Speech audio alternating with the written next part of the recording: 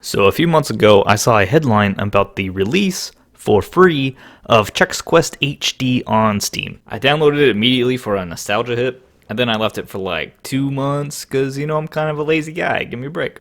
Quick history lesson before we begin, though. Chex Quest was a promotional video game made for General Mills in 1996 to promote Chex breakfast cereal, obviously. The game was basically just an overhaul of the original Doom engine, so the end product was a competent shooter that was very quick and easy to produce. But perhaps the most important part was that it was free. They just straight up stuffed these CDs into cereal boxes for everyone.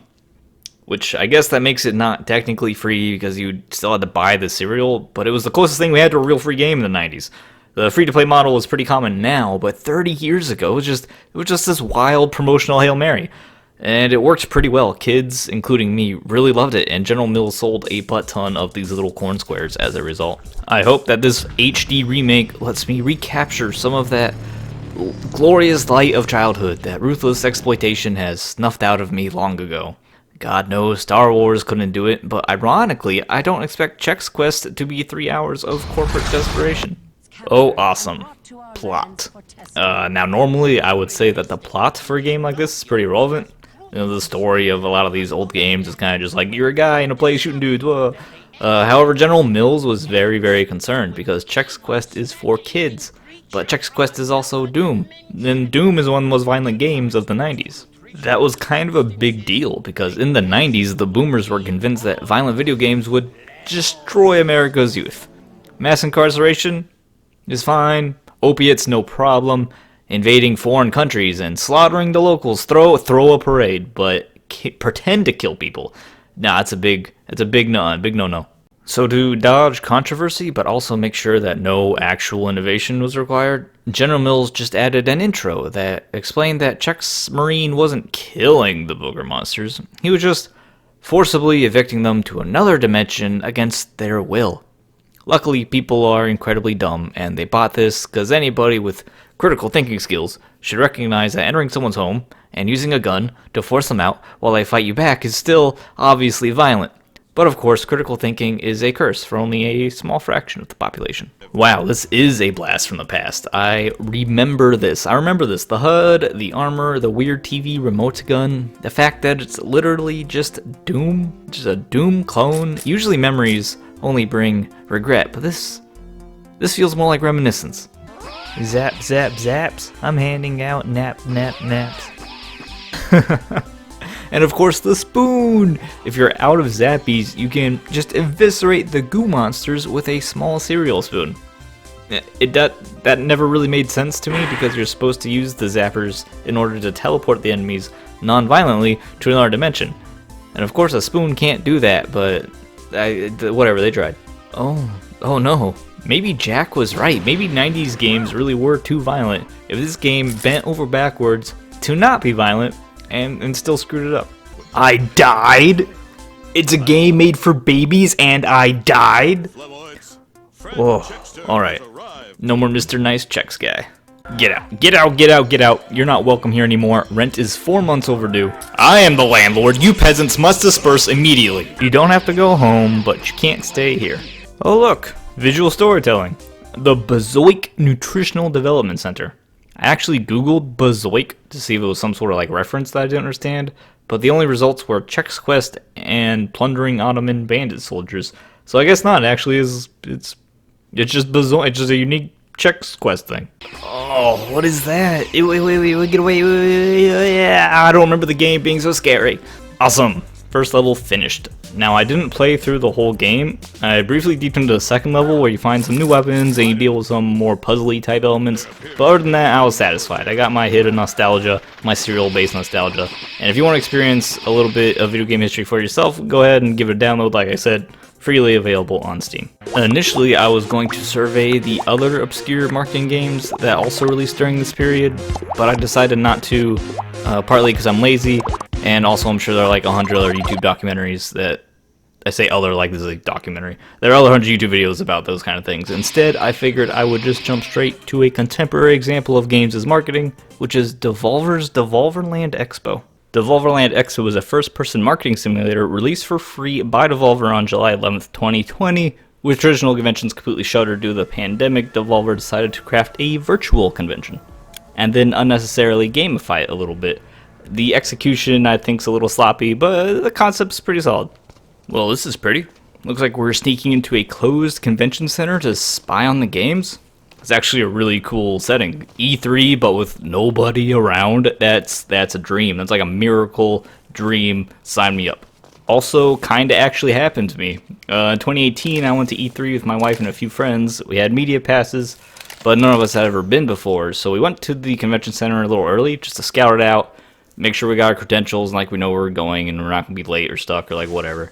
We went through the parking garage, and then security just waved us through. They're just like, yeah, sure, check our bags, make sure we're not bringing any drugs or whatever in. And we're just in an almost empty convention center, walking around. They're still setting up things. I remember really clearly the Spyro remaster. Like they're like setting that up. That was like not done at all, and they're it was weird. We're like, oh, okay, whatever. Walking, taking pictures and stuff. And then maybe 10 minutes later, we got arrested, which I mean, like, glared angrily by security guards until a whole squad of security came. They made sure we deleted all our photos, asked us, like, how we got in and everything, and then kind of formed this clumsy circle around us to try to, like, block our view, and then threw us out of the building. So it was, like, kind of a wild commercial, like, a wild memory to be brought up by, like, this commercial video game. Anyway, back to the game. It's a gun. Of course it's a gun. You can't just explore and enjoy the lovingly crafted, imaginative setting, which, mind you, contains actual marketing materials. You're required to shoot shit. Just of course, it's a video game. You gotta shoot stuff. All right. Oh, they're robots. I'm shooting them with T-shirts. It's weird that almost 30 years on, we're still lazily making violent video games as sort of the default. And then we're trying to manipulate the presentation and the context to simply de-emphasize the violence instead of creating non-violent gameplay in the first place. Enter the South Hall, but the doors are locked. So how the heck do I get through? It's a button to shoot, of course. I guess that counts as a puzzle. I really do love this little fantasy of sneaking around the convention floor at night and looking at everything without any other attendees around. But if only I could do it without fictional security drones up my butt the whole time. Carrion? Cool, fun game. Not really my taste though. I'm not a big fan of Metroidvanias. Weird West looks like a pretty creative ARPG, and the industry is growing increasingly fond of the Western setting lately, so I think I'll keep an eye on this one. Alright, classic, laser dodging, no problem. Wow, why am I so bad at marketing games? It shouldn't be this hard to get through the lasers. How do I even get past this one? It's just a wall. I can't fit through. There's no room. Is there anything on the side? Bathrooms? Anything in the toilets? No, that's a jump scare. You got me. Not really, of course, but I do want to note that I always expect things to be, when I'm playing games, I always expect something to be in the bathroom stall. I don't know where this expectation came from, but when it's not there, when there's nothing there in the bathrooms, I always feel a little disappointed. Oh, all you do is shoot the button. It's kind of embarrassing. I didn't figure that out sooner. What's this? A stylish action game. Probably not for me, but it still looks pretty neat. Oh, hey, Bite-Bound. I just recently played this, and it's a fine little cooperative hack and slash game. One thing about this setting that actually really sticks out to me is that this is what conventions should look like. Just giant, like, faux castles full of naked dudes strapped to the wall, giant animatronics, raves hidden behind obstacle courses. Just insanity, just all out craziness. It'd be so fun, but of course they can't really be like that because money and time are things and constraints. But it's kind of cool to see the real dream visualized. Fall Guys is a battle royale that isn't a shooter. It's great to see a little creativity. Of course, you all probably know about Fall Guys by now. It's pogged off like crazy recently. Shadow Warrior 3 looks appropriately ridiculous. Great enemy design, by the way.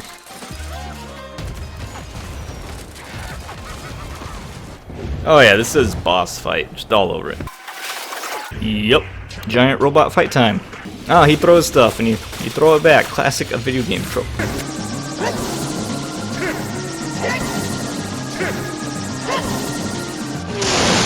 Yeet.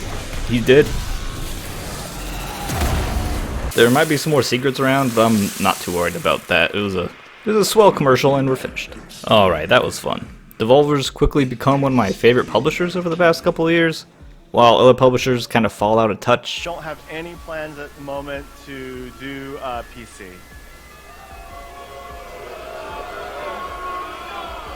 Do you guys not have phones? Yeah, you guys all have phones. Sure, unapologetically release garbage, Devolver is always doing something interesting, and they might actually care about the quality of the games they publish. They have heart, and they aren't afraid to take new risks with IPs.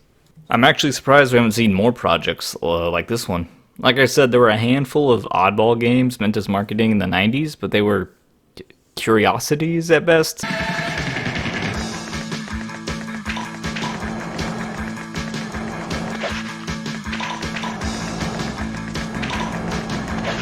Chex Quest is probably the most successful one because it was just a game. It was Doom, but with checks written everywhere.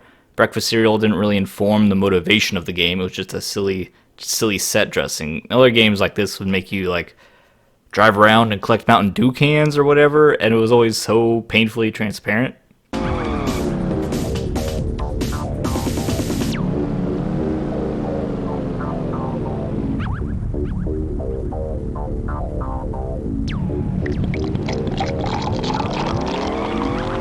Devolverland Expo is good as well. The setting and context are great, even if the gameplay is a little lazy.